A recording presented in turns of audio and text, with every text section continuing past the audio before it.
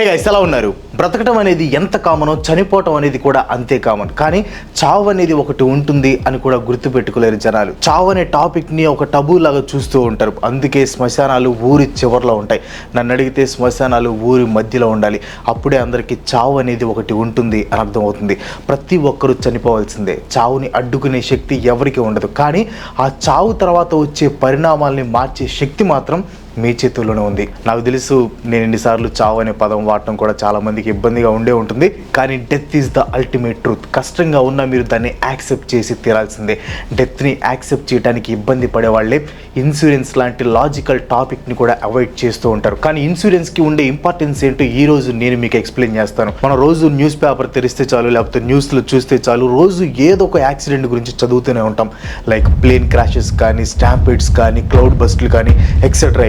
కానీ ప్రతి ఒక్కరు ఏమనుకుంటారు, ఇది నాకు జరగదులే అనుకుంటారు. కొన్నిసార్లు వేరే ప్లేసెస్కి వెళ్ళిన వాళ్ళు ఇంటికి తిరిగి కూడా రారు. చావు ఎప్పుడు ఎలా వస్తుందో ఎవరికి తెలియదు. చావు ఒక చిరకాల మిత్రుడిలాగా 70 ఏళ్ల తర్వాత వచ్చి మిమ్మల్ని హక్ చేసుకోవచ్చు, లేదా ఈ రోజు రాత్రి మిమ్మల్ని తీసుకొని పోవచ్చు. నా పాయింట్ ఏంటంటే, death can happen to anyone at any time. చావుని అడ్డుకునే శక్తి మీ చేతిలో లేదు. కానీ మీ చావు తర్వాత మీ కుటుంబం పరిస్థితి ఎలా ఉండాలో డిసైడ్ చేసే శక్తి మాత్రం మీ చేతిలోనే ఉంది. ఆ శక్తి పేరే టర్మ్ ఇన్సూరెన్స్. టర్మ్ ఇన్సూరెన్స్ అనేది ఒక టైప్ ఆఫ్ ఇన్సూరెన్స్ పాలసీ అనమాట. పేరులో ఉన్నట్లే పాలసీ హోల్డర్కి సర్టెన్ టర్మ్ ఆఫ్ పీరియడ్స్ వరకు కవరేజ్ని ప్రొవైడ్ చేస్తుంది. అన్ఫార్చునేట్గా పాలసీ హోల్డర్ తన టర్మ్ ఇన్సూరెన్స్ యాక్టివ్గా ఉన్న టైంలో చనిపోతే పాలసీ హోల్డర్ ఫ్యామిలీకి లేదా తన నామినీకి హ్యూజ్ సమ్ ఆఫ్ అమౌంట్ అనేది బెనిఫిట్స్గా లభిస్తుంది అనమాట. ఇన్ని బెనిఫిట్స్ ఉన్నాయని తెలిసినా చాలామంది ఈ టర్మ్ ఇన్సూరెన్స్ని నెగ్లెక్ట్ చేస్తూ ఉంటారు. Like late Santosh the happy family అనమాట. కొడుకు కూతురు అప్పుడే చేతికి వస్తున్నారు. భార్య పిల్లలకి కావలసినవన్నీ సంతోష్ ఒక్కొక్కటిగా తెచ్చి పెడుతున్నాడు. కోరినవన్నీ తండ్రి ఎలా తెస్తున్నాడు అని కొడుకు కూతురు ఎప్పుడూ అడగలేదు. సంతోష్ కూడా వాళ్ళకి తెలియనివ్వలేదు. సడన్గా ఒకరోజు సంతోష్ యాక్సిడెంట్లో చనిపోయాడు. అప్పుడు అర్థమైంది సంతోష్ భార్య పిల్లలకి వాళ్ళు అడిగినవన్నీ సంతోష్ ఎలా తీసుకుని వస్తున్నాడు. వాళ్ళు ఉంటున్న ఇల్లు బ్యాంక్ లోన్, వాళ్ళ కారు మంత్లీ ఈఎంఐ, ఆఖరికి వాళ్ళ కూతురు ఫీ కూడా ఎడ్యుకేషన్ లోన్తో కట్టాడు సంతోష్. ఆల్రెడీ సంతోష్ని పోగొట్టుకుని ఎమోషనల్గా బ్రేక్ అయిపోయిన ఫ్యామిలీకి ఈ ఈఎంఐలు అప్పులతో ఇంకా దిక్కుతోచని స్థితిలోకి వెళ్ళిపోయారు. దీనంతటికి కారణం సంతోష్కి ముందు జాగ్రత్త లేకపోవడం. తాను ఉన్నంతకాలం కుటుంబానికి ఏ ఆపద రాకుండా చూసుకుంటున్నారు అని సంతోష్కి తెలుసు. కాబట్టి అప్పులు చేసి మరీ కుటుంబాన్ని హ్యాపీగా ఉంచాడు. కానీ చావు చెప్పి రాదు అనే విషయాన్ని గ్రహించలేకపోయాడు. గ్రహించుంటే టర్మ్ ఇన్సూరెన్స్ని తీసుకుని ఉండేవాడు. తను చనిపోయినా కూడా అతని ఫ్యామిలీ ఫైనాన్షియల్గా స్ట్రాంగ్గా ఉండేది. టర్మ్ ఇన్సూరెన్స్ అనేది లగ్జరీ కాదు, మీరు పెట్టే అధిక ఖర్చు కూడా కాదు. It's an act of responsibility. మీ ఫ్యామిలీకి మీరు ఇచ్చే ఇన్విజిబుల్ ప్రామిస్. ఇల్లు, కారు, జ్యువెలరీ, ప్రాపర్టీ లాగా టర్మ్ ఇన్సూరెన్స్ అనేది ఈ రోజున ఎంజాయ్ చేసే వస్తువు కాదు, అవసరమైన రోజు ఆదుకునేది.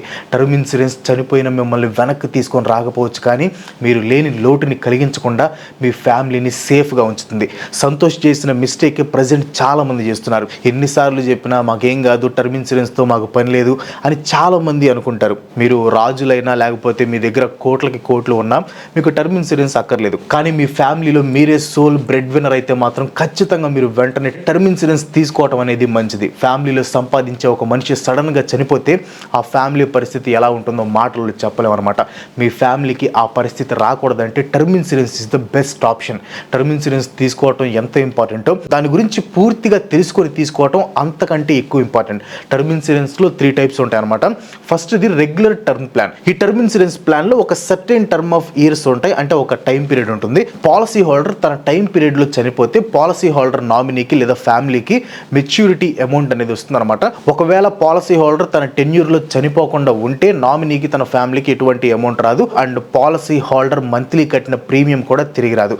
అండ్ సెకండ్ది వచ్చేసి return of premium term plan. ఈ టర్మ్ ప్లాన్లో పాలసీ హోల్డర్ కట్టిన ప్రీమియమ్స్ అన్ని తిరిగి వస్తాయి ఇఫ్ పాలసీ హోల్డర్ తన టర్మ్ పీరియడ్ని సర్వైవ్ అయితే. పాలసీ హోల్డర్ టర్మ్ ఇన్సూరెన్స్ కట్టి తన టర్మ్ ఆఫ్ పీరియడ్స్ని సర్వైవ్ అయిన తర్వాత మెచ్యూరిటీ అమౌంట్ రాదు, కానీ అతను కట్టిన ప్రీమియమ్స్ అన్ని తిరిగి వస్తాయి. రెగ్యులర్ టర్మ్ ప్లాన్లో మీరు 2 crores కవర్ అమౌంట్కి నెలకి 600 నుంచి 700 రూపీస్ కడితే, ఈ రిటర్న్ ఆఫ్ ప్రీమియం టర్మ్ ప్లాన్లో ప్రీమియం 1000 రూపీస్ కట్టాల్సి ఉంటుంది. అంటే పాలసీ హోల్డర్ తన టర్మ్ పీరియడ్ని 30 yearsగా పెట్టుకొని ఆ 30 years సర్వైవ్ అయ్యాడు అనుకుందాం. ఆ పీరియడ్లో అతను ఒకవేళ ఒక మంత్ కూడా ప్రీమియమ్స్ మిస్ అవ్వకుండా కట్టుంటే ఆ ప్రీమియమ్స్ అన్ని పాలసీ హోల్డర్కి తిరిగి వస్తాయి minus GST. And third type వచ్చేసి 100% refund of premium premium at no cost. Term insurance పాలసీలో ఇది ఒక న్యూ వేరియంట్ అనమాట. ఈ ప్లాన్లో పాలసీ హోల్డర్ తనకి నచ్చినప్పుడు ప్లాన్ నుంచి ఎగ్జిట్ అయిపోవచ్చు అండ్ అప్పటి వరకు మీరు కట్టిన ప్రీమియమ్స్ అన్ని మీకు 100% తిరిగి వస్తాయి at no extra cost. For example policy holder 30 yearsకి టర్మ్ ఇన్సూరెన్స్ని 100% refund of premium at no cost కింద తీసుకున్నాడు. కానీ 20 years తర్వాత పాలసీ హోల్డర్కి టర్మ్ ప్లాన్ అవసరం లేదు అనిపించింది. సో అప్పుడు అతను టర్మ్ ప్లాన్ నుంచి ఎగ్జిట్ అయిపోవచ్చు అండ్ అతను కట్టిన ప్రీమియమ్స్ అన్ని తిరిగి వస్తాయి మైనస్ జిఎస్టీ. ఒకవేళ పాలసీ హోల్డర్ 30 years ప్లాన్ని కంప్లీట్ చేసుకుంటే అప్పుడు కూడా అతను కట్టిన ప్రీమియమ్స్ అన్ని తిరిగి వస్తాయి మైనస్ జిఎస్టీ.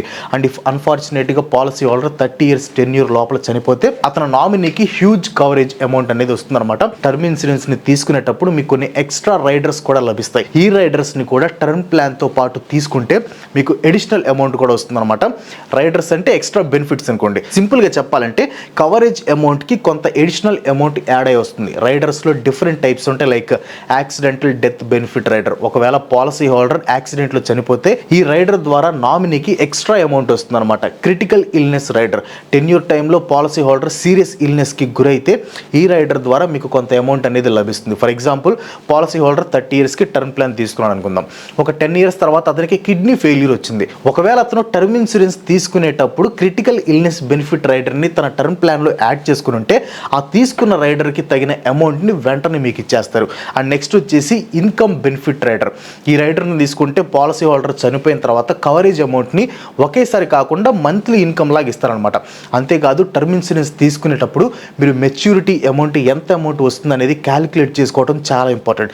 చాలామంది 1 crore వస్తే సరిపోతుంది అనుకుంటారు. కానీ ఇప్పుడు మీకు ₹1 అనేది చాలా పెద్ద అమౌంట్ లాగా అనిపించవచ్చు. మీ ఫ్యామిలీకి ఆ అమౌంట్ సరిపోతుంది అని మీరు ఫీల్ అవ్వచ్చు. కానీ 10 సంవత్సరాల తర్వాత అది చాలా తక్కువ అయిపోతుంది బికాస్ ఆఫ్ ఇన్ఫ్లేషన్. సో అందుకే మీరు లైఫ్ కవర్ అదే మీ మెచ్యూరిటీ అమౌంట్ అనేది మీ ఫ్యామిలీకి లైఫ్ స్టైల్కి తగ్గట్టు ఇన్ఫ్లేషన్ని క్యాలిక్యులేట్ చేసుకుని సెట్ చేసుకోవాలి.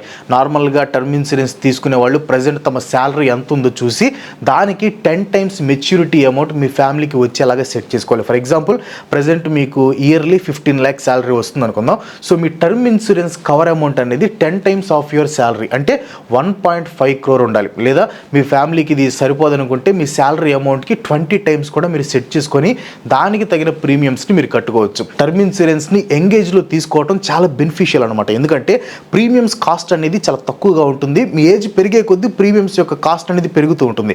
ప్లస్ కొత్తగా ప్రీమియమ్స్ని ఫిక్స్ చేసే ఆప్షన్ కూడా టర్మ్ ఇన్సూరెన్స్లో లభిస్తుంది. అంటే మీరు మీ టర్మ్ పీరియడ్ మొత్తం ఒకే ప్రీమియం కట్టవచ్చు. ఇన్ఫ్లేషన్ విషయంలో ఈ ప్రీమియం లాకింగ్ అనేది మీకు చాలా బాగా యూజ్ అవుతుంది.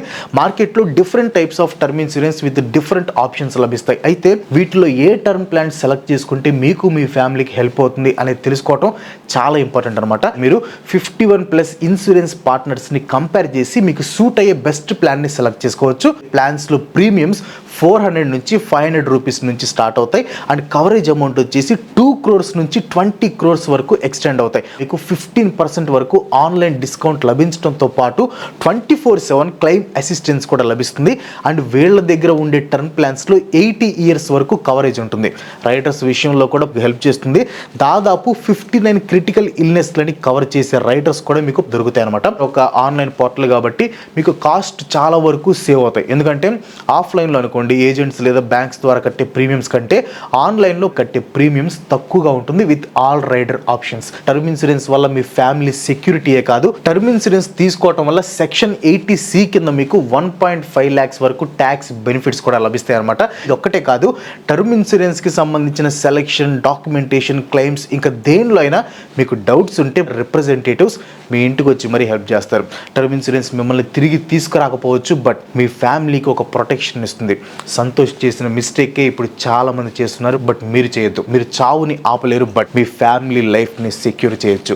డిస్క్రిప్షన్లో ఉన్న లింక్ మీద క్లిక్ చేసి ఇప్పుడే మీ ఫ్యామిలీ ఫ్యూచర్ని సెక్యూర్ చేసుకోండి. That's all for today. ఈ వీడియో మీకు ఇంపార్టెంట్ అనిపిస్తే ఒక లైక్ కొట్టి మీ ఫ్రెండ్స్ అండ్ ఫ్యామిలీకి షేర్ చేయండి. ఇలాంటి వీడియోస్ నాకు సపోర్ట్ చేయాలనుకుంటే వెంటనే మన ఛానల్కి సబ్స్క్రైబ్ చేసుకోండి. ఇంకో మంచి ఎపిసోడ్తో మళ్ళీ కలుసుకుందాం. సెలవు. Bye bye.